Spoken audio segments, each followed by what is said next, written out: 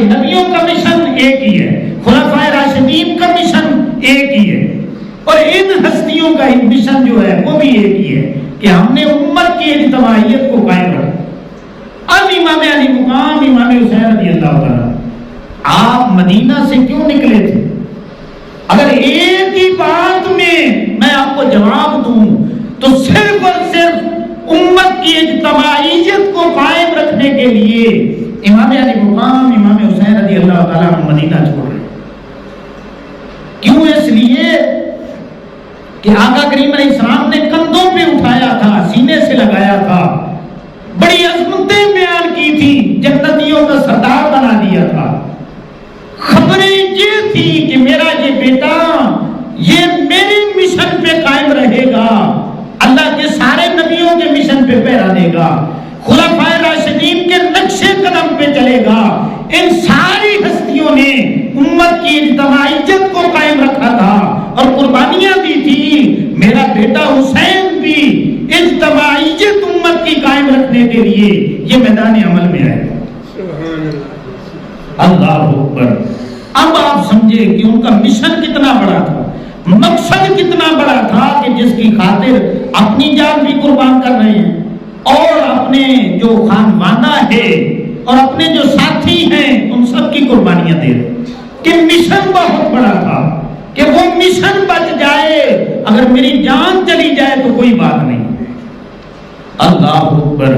امام الانبیاء صلی اللہ علیہ وسلم کے غلاموں، ہمارا جو طریقے زندگی ہے وہ کچھ اور ہے کہ ہم انفرادیت کو پسند کرتے ہیں، لیکن اللہ کے رسول صلی اللہ علیہ وسلم کا جو دین ہے وہ اجتماعیت کو پسند کرتا ہے۔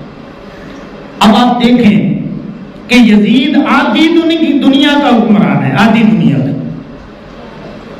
بظاہراً جیت بھی گیا لیکن وہ مٹ گیا۔ امام حسین رضی اللہ تعالیٰ عنہ آپ بظاہراً شہید ہو گئے، آپ کے ساتھی شہید ہو گئے، لیکن ہمیشہ کے لیے اللہ رب العزت نے انہیں زندگی عطا فرمائی۔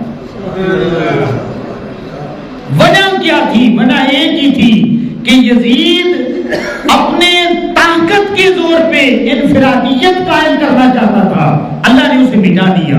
امام حسین رضی اللہ تعالیٰ عنہ آپ اللہ کے نبیوں کے مشن پہ کھڑے تھے، خلفائے راشدین کے نقش قدم پہ کھڑے تھے، آپ نے جان دے دی اور اجتماعیت کو قائم رکھا، اللہ رب العزت نے ہمیشہ کے لیے زندگی عطا۔ بس ایک مثال میں آپ کو بات سمجھانا چاہتا ہوں، یزید اتنا بڑا ہو کے مٹ کیوں گیا اور امام حسین رضی اللہ تعالیٰ عنہ شہید ہو کر کے تاریخ میں زندہ کیوں گئے؟ وجہ یہ تھی کہ یہ جو پانی ہوتا ہے نا، پانی ایک قطرہ جب آپ ادھر لینا اس کی حیثیت کیا ہے کہ ادھر آپ ایسے ملیں گے تو وہ مٹ جائے گا، اگر وہی قطرہ آپ دریا یا سمندر میں ڈال دیں گے تو اب آپ اس قطرے کو نہیں مٹا سکتے۔ اب مٹانے کے لیے اس قطرے کو آپ کو پورا دریا مٹانا ہوگا، پورا سمندر مٹانا ہوگا، تو یہ تو ناممکن ہے۔ تو یزید انفرادیت قائم کرنا چاہتا تھا، اس قطرے کی مانند تھا، وہ مٹ گیا۔ امام حسین رضی اللہ تعالیٰ عنہ اللہ کے نبیوں کے مشن پہ پہرا دیں گے، آقا کریم علیہ السلام کے مشن پہ پہرا دیں گے، خلفائے راشدین کے مشن پہ پہرا دیں گے۔ آپ نے شہادت کو قبول کر کے اس قطرے کی طرح سمندر میں چھلانگ لگا دی، اور جس طرح اس قطرے کو اب مٹانا مشکل ہے، اب قیامت تک امام حسین رضی اللہ تعالیٰ عنہ کو مٹایا نہیں جا سکتا کہ اب وہ سمندر کا حصہ بن چکی۔ اور یہ جاتے جاتے پھر پیغام بھی دیا، امت کو پیغام دیا کہ فنا کیسی بقا کیسی جب اس کی آش نہ ٹھہرے۔ یہ جو تم جس کو زندگی سمجھتے ہو نا، موت، حقیقت میں جو موت ہے اگر اللہ کی منشا کے مطابق آئی ہے، آقا کریم علیہ السلام کے مشن پہ چلتے ہوئی آئی ہے، تو پھر جو موت ہے حقیقت میں وہ زندگی ہے۔ آپ فرماتے ہیں فنا کیسی بقا کیسی جب اس کی آش نہ ٹھہرے، کبھی اس گھر میں آ نکلے کبھی اس گھر میں جا ٹھہرے۔ تو امام الانبیاء صلی اللہ علیہ وسلم کے غلاموں، اپنے گھر کی چار دیواری سے لے کر کے اوپر تک خلافت کا نظام تب قائم ہوگا جب اجتماعیت قائم ہوگی، اور اجتماعیت شرائیت کی وجہ اس سے ہوگی کہ ہم یار ہر معاملے میں مشورہ کریں.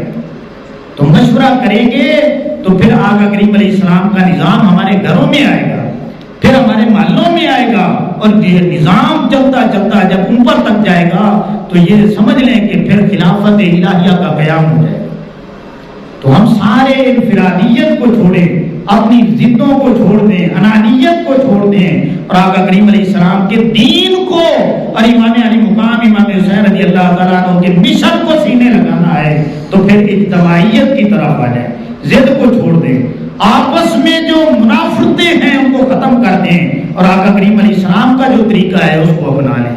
میں دعا کرتا ہوں کہ اللہ رب العزت مجھے, آپ کو, سبھی کو اللہ کے نبیوں کے مشن پہ, خلفائے راشدین کے مشن پہ پہرا دینے کی اور پھر عمل کرنے کی اللہ میں توفیق عطا فرمائے.